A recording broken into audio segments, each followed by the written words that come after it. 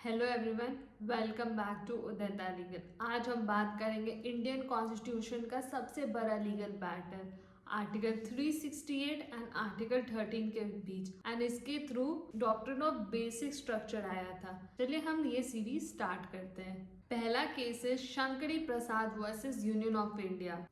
ये केस आया था जब Jawaharlal Nehru first amendment act निकाले थे, जिसमें जमींदारी एक्ट को अबॉलिश किया था एंड स्केड्यूल 9 को ऐड किया था उन्होंने। तो स्केड्यूल 9 में अगर कोई लॉ बनती है तो वो इम्यून हो जाएगी जुडिशियल रिव्यू के लिए।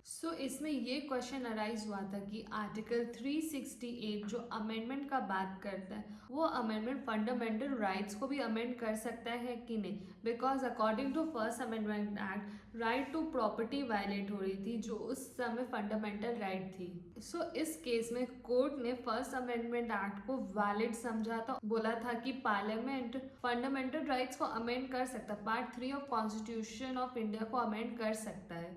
आर्टिकल 13 क्लॉज 2 कहता क्या है? आर्टिकल 13 क्लॉज 2 लॉ को as a rules and regulation समझता है एंड बोलता है कि यहाँ पे लॉ ऑर्डिनरी लेजिस्लेटिव पावर है और अमेंडमेंट जो आर्टिकल 368 में दिया वो कॉन्स्टिट्यूएंट पावर है। इसका ये मतलब है कि जब आर्टिकल 368 पार्लियामेंट एक्सरसाइज करता है तो वो ऑर्डिनरी लेजिस्लेचर एक्ट नहीं करता, it act as a body जो एम्पावर्ड है कॉन्स्टिट्यूशन को अमेंड करने के लिए।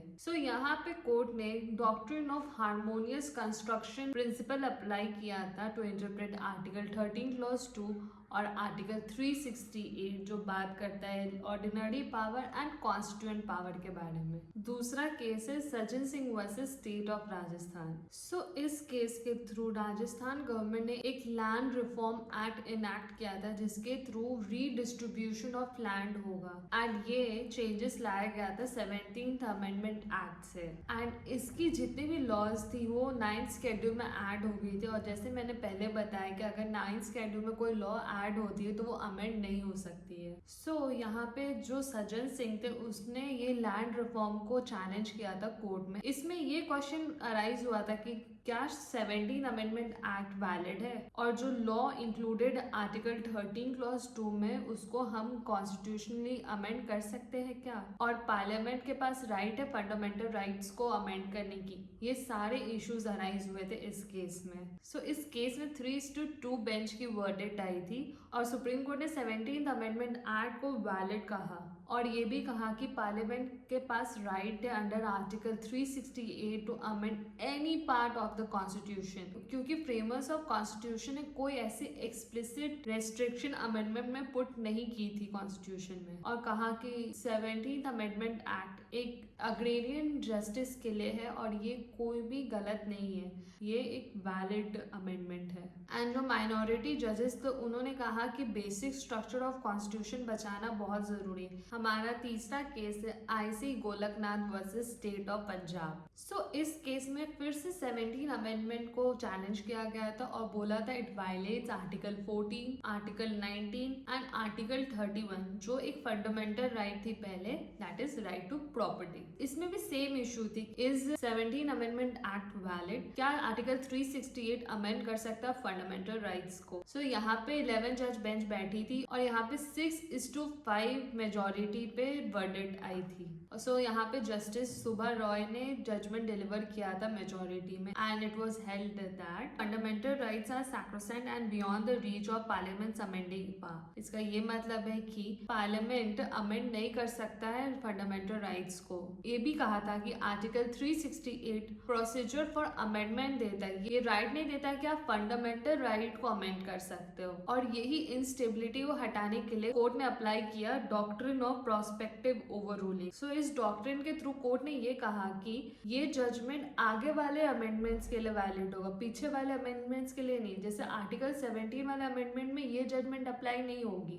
यही है डॉक्ट्रिन ऑफ प्रोस्पेक्टिव ओवररूलिंग। इस केस के बाद गवर्नमेंट ने क्या किया, उन्होंने 24th अमेंडमेंट एक्ट निकाला जिसके थ्रू आर्टिकल 368 के पास पावर है फंडामेंटल राइट्स को अमेंड करने की। यहाँ पे पार्लियामेंट ने रिमेन रिवेंज लेने की कोशिश की। अब बात करते हैं मोस्ट अवेटिंग केस के बारे में, जो कॉन्स्टिट्यूशन की magna carta, Kesavananda Bharati versus state of Kerala. So Kesavananda एक हिंदू मॉन्क थे और ये एक रिलीजियस इंस्टीट्यूशन में अपनी रिलीजियस प्रैक्टिसेस करते थे। सो केरला गवर्नमेंट 1960 में एक लैंड रिफॉर्म एक्ट लाया था, जिसके थ्रू जो भी लैंड एक लिमिट से ज्यादा है तो वहां पे गवर्नमेंट उस लैंड को ले लेगी एंड इट विल रीडिस्ट्रीब्यूट। सो यहाँ पे केशवानंद भारती की राइट टू रिलीजन वायलेट हो रही थी, आर्टिकल 25, आर्टिकल 26 वायलेट हो रही थी, के पास राइट है अपनी खुद की रिलीजियस अफेयर मैनेज करने की। फिर यहाँ पे केशवानंद भारती की राइट टू प्रॉपर्टी वायलेट हो रही थी, जो उस समय एक फंडामेंटल राइट थी।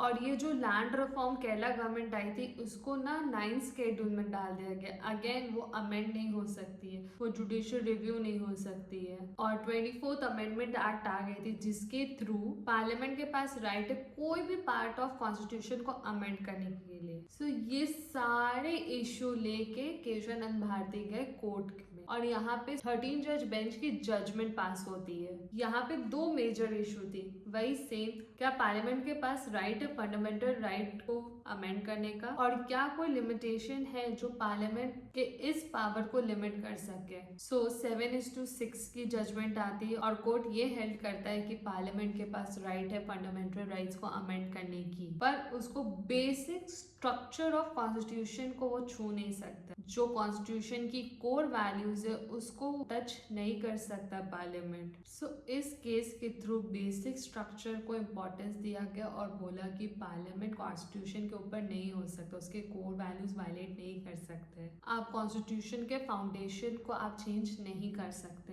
तो इसके बाद इंदिरा गांधी वर्सेस राजनारायण की केस। सो यहाँ पे इंदिरा गांधी एंड राजनारायण ने इलेक्शन लड़ा था, जिसके थ्रू इंदिरा गांधी इलेक्शन जीत गए। तो राजनारायण को लगा कि इलेक्शन फेयर नहीं है, तो उन्होंने केस फाइल किया और कहा कि इंदिरा गांधी ने वायलेट किया है इलेक्शन कोड को। तो यहाँ पे इलाहाबाद हाई कोर्ट ने डिस्क्वालीफाई कर दिया था इंदिरा गांधी को और बोला था कि वो 6 इयर्स तक इलेक्शन कॉन्टेस्ट नहीं कर सकता। तो फिर इंदिरा गांधी सुप्रीम कोर्ट गई और सुप्रीम कोर्ट ने पार्शियली फेवर किया इंदिरा गांधी को और कहा कि she could attend parliament, but वहां पे वो वोट नहीं कर सकते। सो इसी दौरान प्रोक्लेमेशन ऑफ इमरजेंसी हुई, इमरजेंसी डिक्लेयर हुई और 39th अमेंडमेंट एक्ट पास हुआ। इस अमेंडमेंट के थ्रू जो भी इलेक्शन होगी president, vice president, prime minister, speaker की, वो आप चैलेंज नहीं कर सकते, वो जुडिशियल रिव्यू की पॉइंट नहीं है। सो इस केस के थ्रू सुप्रीम कोर्ट ने ये कहा कि फ्री एंड फेयर इलेक्शन एक पार्ट है बेसिक स्ट्रक्चर की और इसको वायलेट नहीं कर सकते।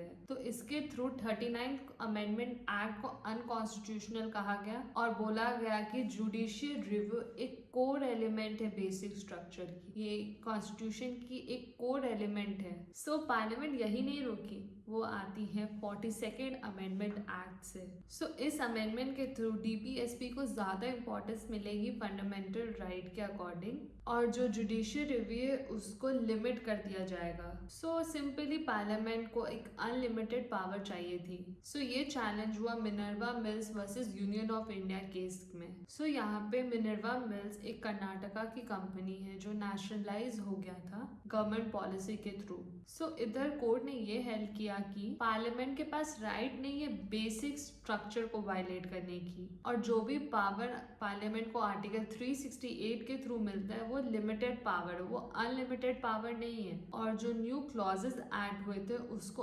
अनकॉन्स्टिट्यूशनल डिक्लेयर किया था कोर्ट ने और ये भी कहा था कि जुडिशियल रिव्यू एक बेसिक स्ट्रक्चर का पार्ट है। अगर आप जुडिशियल रिव्यू को हटाते हो तो it's like destroying the democracy. और हाँ कि डीपीएसपी फंडामेंटल राइट्स से ऊपर होती है, ऐसा नहीं है, दोनों के बीच में बैलेंस होना चाहिए। और ये भी कहा गया था कि you have to follow separation of power, rule of law, ये सब बेसिक स्ट्रक्चर का पार्ट है। और फिर से इस केस के थ्रू कॉन्स्टिट्यूशन की सुप्रीमेसी को आगे रखा गया और पार्लियामेंट की सुप्रीमेसी को नीचे कर दिया गया। सो ये थी series of basic structure. I hope आपको ये सीरीज पसंद आई हो। अगर आपको और भी केसेस या लीगल कॉन्सेप्ट्स के बारे में आगे जाननी है, उदयता लीगल को फॉलो करो। और अगर आप चाहते हो कि मैं ये टॉपिक डिस्कस करूं, ये लॉ के बारे में बताओ, तो प्लीज कमेंट सेक्शन में बताएं। तब तक के लिए सब्सक्राइब